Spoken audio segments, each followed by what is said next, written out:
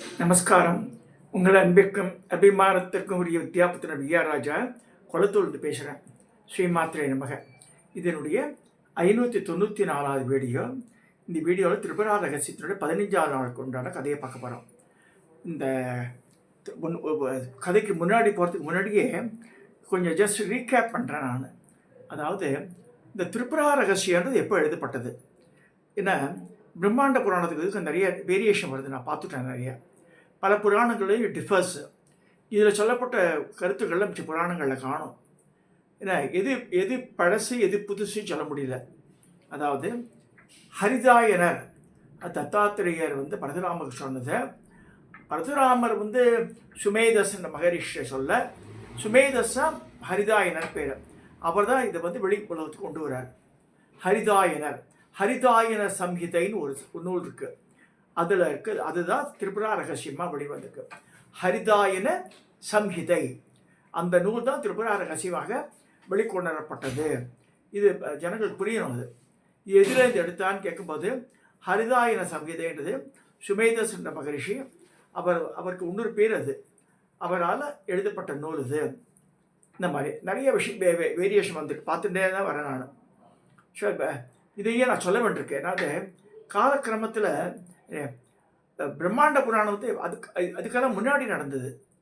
ஏன்னா துர்வாசர் காமாட்சி அம்மனை பிரதிஷ்டை பண்ணியதெல்லாம் 6000 வருஷத்துக்கு முன்னாடி. அதுக்கு முன்னாடியே நடந்திருக்கு எல்லாமே. வியாச மகரிஷி 5000 வருஷத்துக்கு முன்னாடி, இந்த 5500 வருஷத்துக்கு முன்னாடி மகாபா ராமாயணம் நடந்து கடைசி தடவை ராமாயணம் 3 ராமாயணம் நடந்துன்றார்.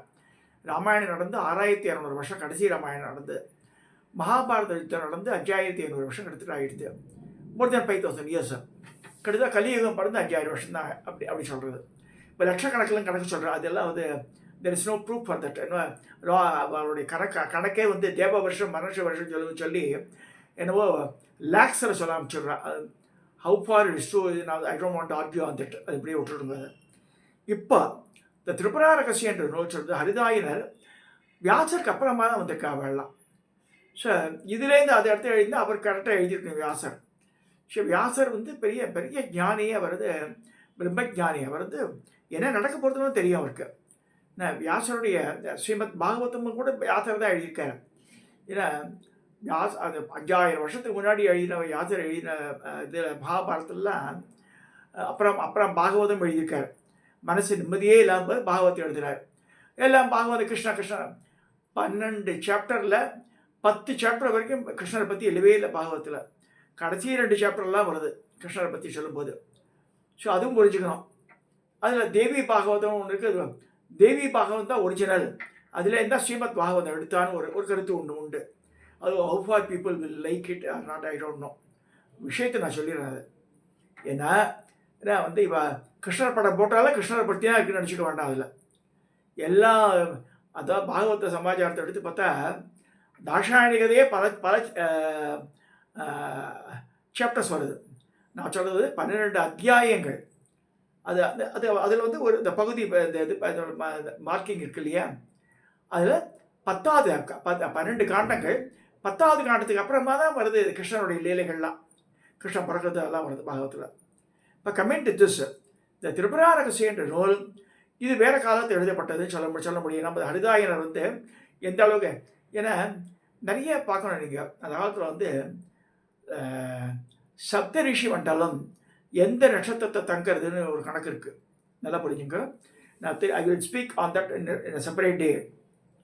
சப்த ரிஷி மண்டலம் ஒவ்வொரு 27 நட்சத்திரத்தில் ஒவ்வொரு நட்சத்திரத்துலேயும் 100 வருஷ காலம் தங்கிறது. இது எப்படி சுற்றுறது? மிச்ச நட்சத்திரம் எப்படி சுற்றுறது? ஸோ அவர் தங்கும்போது என்ன ஆகுதுன்னா 100 வருஷ காலம். நம்ம மனுஷன் பார்க்கும்போது நம்ம லைஃப்பில் 100 வருஷமே இல்லையே, 60 வருஷம் மேலே இருந்தாலும் ஜாஸ்தி. ஸோ அப்போ தங்கும்போது என்ன ஆகுது? 100 வருஷம் 27 வருஷத்துக்கு 2700 வருஷம் ஆகுது. 2 டைம்ஸ் இட் ஹேப்பன்ஸ்னா இந்த ரொட்டேஷன் 5400 வருஷம். அதான் ஒரு யோக கணக்குன்னு போட்டு இது 5400 வருஷம் இந்த ராஜாக்கள் ஆண்டாமல் அது கரெக்டாக வருது. இது பொள்ளாச்சி மகான் ஸ்ரீ சக்தி அதாவது புத்தகம் வந்தது. தமிழ் ரீடர்ஸ் டைஜஸ்ட்னு அதை பியூட்டிஃபுல் புக்கு. அதெல்லாம் திருப்பியும் யாரோ ஒரு எடுத்து பண்ணலாம். அதை பண்ணுறதுக்கு ஆள் இல்லை. நல்ல இப்போ 200-300 பேஜ் 200 பேஜுக்கு மேலேயே இருக்கும். அது அதே சைஸு ரீடர்ஸ் டைஜஸ்ட் புக் சைஸே இருக்கும். நல்ல நிறைய இன்ஃபர்மேஷன் வரும் அதில். அதெல்லாம் அந்த காலத்தில் என்கிட்ட பைண்டிங் புக்கே இருந்தது. பல காப்பீஸ் எடுத்து பைண்ட் பண்ணியே வச்சுருந்தாங்கன்னா. எதுக்கு நான் சொல்கிறேன்னா, அதில் சொல்லியிருக்கேன், இதில் நீங்கள் மாமா தப்பாக சொல்கிறான்னு நினச்சிக்க வேண்டாம். ஆனால் ஒவ்வொரு நூல்லையும் ஒவ்வொரு கதைகள் சொல்லப்படுறது.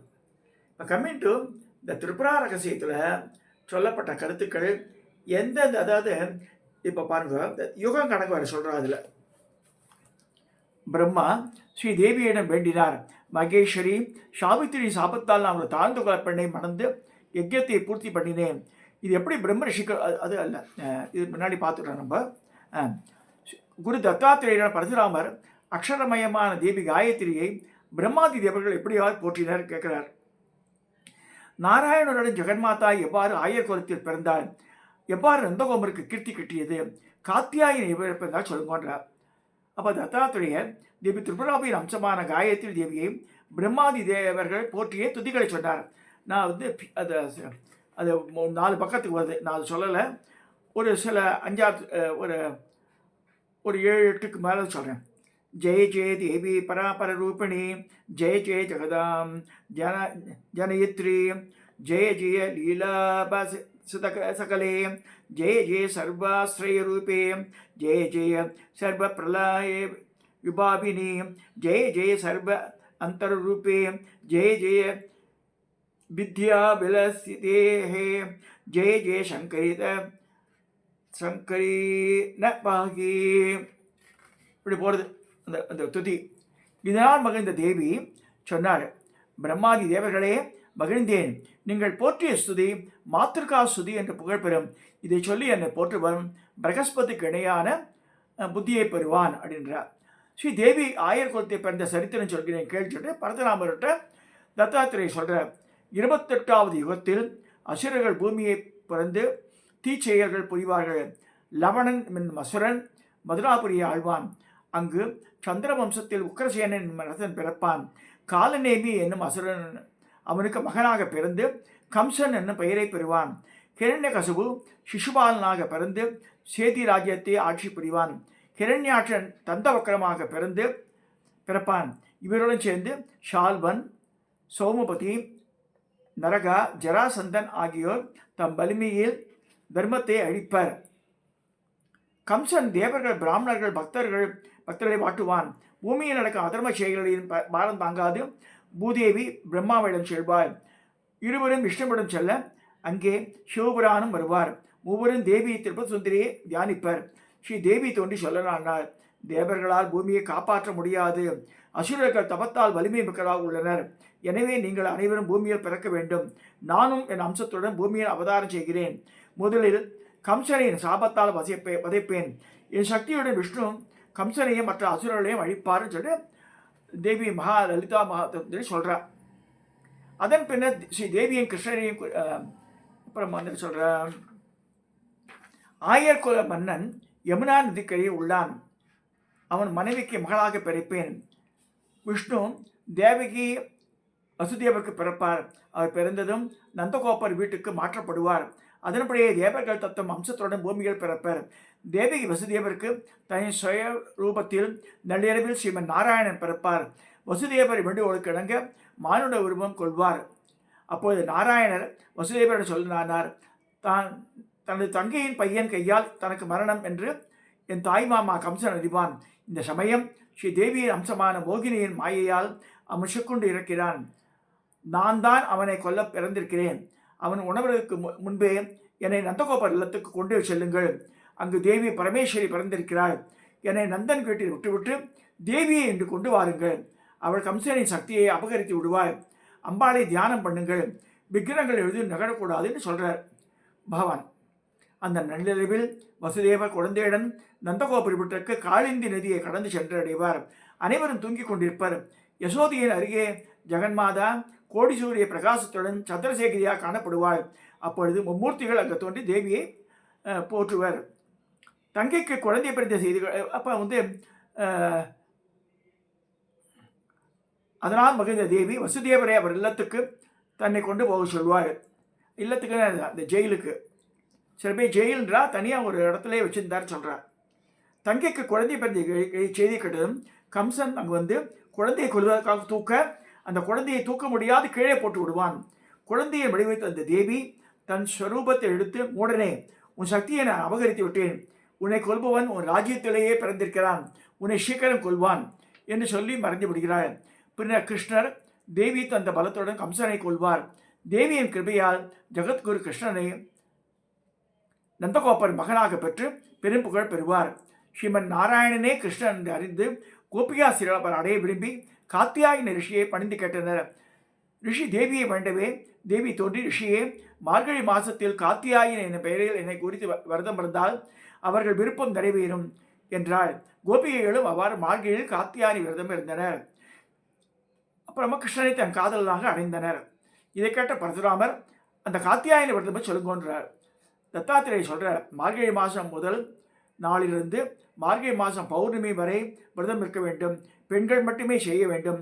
அதிகாலையில் குளித்துவிட்டு வெண்ணிறை ஆடை அணிந்து தேவி காத்தியாயினி பிரதிமையை மண்ணில் செய்து முறைப்படி வழிபட வேண்டும். வெண்ணிற பூக்கள், அக்ஷதை, வெண்ணெய் சேர்த்த பதார்த்தங்கள் இவர்களை பூஜித்து கடைசியில் மண் பிரதிமையை நீரில் கரைத்து விட வேண்டும். கீழ்கண்ட கோபிகளை பூஜையின் இறுதியில் நினைவு கொள்ள வேண்டும்.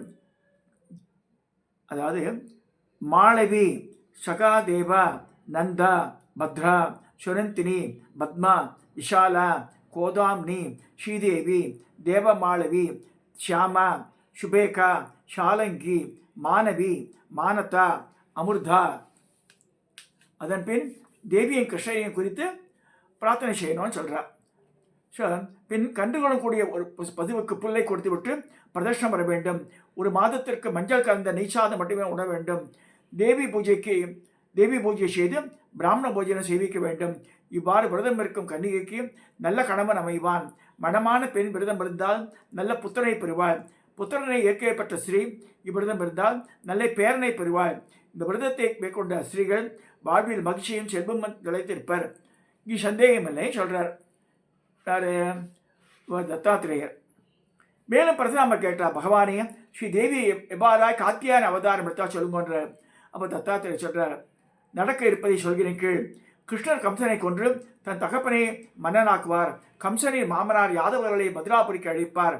அழிவு வரும் என்று அறிந்த கிருஷ்ணன் யாதவர்களை துவாரகைக்கு தன்னுடன் கூட அழைத்து சென்று விடுவார். இதை அடுத்து ஆகாச சூரியனின் சகோதரர்கள் சும்ப நிசும்பர்கள் கோகுலத்தை அழித்து நந்தனை சிறைப்பிடிப்பார்கள். யசோதையை காத்தியாயன ரிஷி தஞ்சமடைவார். ரிஷி மூலமாக தனக்கு பெண்ணாக பிறந்து ஸ்ரீ தேவியை என்று அறிந்து தேவியை வழிபடுவாள். மகிழ்ந்த தேவி காத்தியாயினியாக தன் அன்னை யசோதையை முன் தோன்றி அவளை தேற்றுவாள். சிங்கம் மீதேறி தேவி சும்ப நிசும்பங்களை விரட்டுவாள். 15 நாள் யுத்தம் நடக்கும். யுத்தம் முடிவலை நந்தனை முடிவயம் செய்து மேலும் அசுரர்களை அழிக்க முற்படுவாள். அசுரர்கள் ஓட்டம் பிடிப்பர்.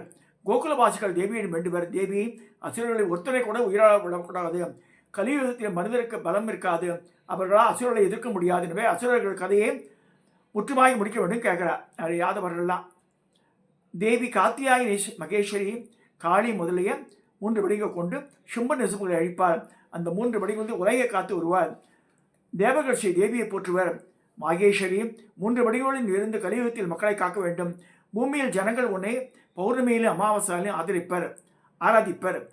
கலியுகத்தில் மக்கள் காமிகளாகவும் பொய்யர்களாகவும் நாசிகர்களாகவும் நயவஞ்சகர்களாகவும் பாவிகளாகவும் இருப்பர். பெண்கள் கணவனை விட்டு தாழ்ந்த புருஷனை சேருவர். புருஷர்கள் மனைவியின் சம்பாத்தியத்தில் வாழ்வர். தாய்மார்கள் தங்கள் பெண்களின் சம்பாத்தியத்தில் இருந்து வருவார்கள். பெண்கள் தங்கள் உடலை விற்பார்கள். பிராமணர்கள் விலங்குகளை துன்புறுத்துவர். தாழ்ந்த குலத்தோர் வேதம் ஓதுவர். பணத்துக்காக பிராமணர்கள் கீழ் ஜாதிற்கு பணிபுரிவர். பணத்திற்காக மக்கள் சொந்த அம்மாவை, புத்திரரை, தகப்பனாரை, கணவரை ஆகியோரை நண்பரை கொலை செய்வார்கள். வெளியே அறிவுள்ளவராகவும் தர்மிகளாகவும் காட்டிக் கொள்வார்கள். பிராமணர்கள் தவறான தந்திர வழியில் செல்வர். வேதத்தை நிந்திப்பர். தவறாக யாகம் நடத்துவர். களி குடிப்பர். மாம்சம் உண்ணுவர். தாழ்ந்த குலத்தார் பிராமணர்களுக்கு குருவாக இருப்பர். ஸோ இந்த மாதிரி நிறைய கலியுக தர்மம்லாம் போட்டான். அதில் இதை கேட்ட ஸ்ரீ தேவி பூமியிலிருந்து ஜனங்களை காப்பதாக அருள்புரிவார் தத்தாத்திரேயை முடிக்கிறதாக இந்த 15ஆம் கதையை நானும் முடிக்கிறேன். இந்த இதில் வந்து மிச்ச புராணத்தில் சொல்லப்படாத சில கதைகள்லாம் அதில் வருது. அதை வந்து எந்த அளவுக்கு நம்ம எடுத்துக்கணும், நம்ம பார்த்துக்கணும். அதில் நம்ம சிலதெல்லாம் கேர்ஃபுல்லாக, இந்த அட்வைஸ் எல்லாம் நல்லா இருக்குது. பட் சில சில கதைகளில் இட் டிஃபர்ஸ். ஸோ திரிபுரா ரகசியத்துக்கு முன்னாடியே மிச்ச நூல் பிரம்மாண்ட புராணம்லாம் இருக்குது. எது முன்னே பின்னேன்னு எடுக்கும்போது, அதாவது சமஸ்கிருதத்தில் ஒன்று இருந்தாலே அதுதான் வந்து முந்தின்னு சொல்ல முடியாது. என்னோட இது அனாலிசிஸில் நான் எனக்கு 74 வயசு. இந்த கிட்டத்தட்ட எனக்கு 30-40 வயசுலேருந்து ஆரம்பிச்சுட்டேன் அந்த ரிசர்ச். லலிதா சகஸ்ரநாமம் 40 வருஷ காலம் இந்த research. Each and every word I just going through.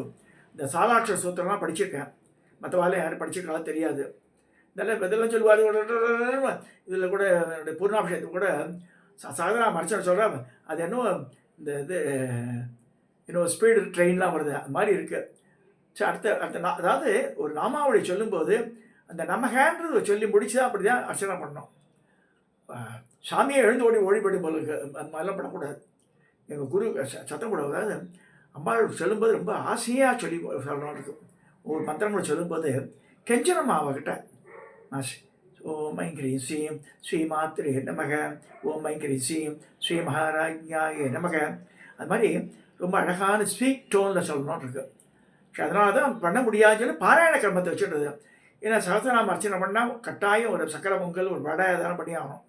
அர்ச்சனை பண்ணுறதா இருந்தால் புஷ்பங்கள் இருக்கணும். பூவே இல்லாமல் குங்குமத்தில் பண்ணுறேன்னுவா. குங்குமத்தில் பண்ணால் நிறைய குடம் பால் வைக்கணும். ஏன்னா ஹீட் ஆகிடும்.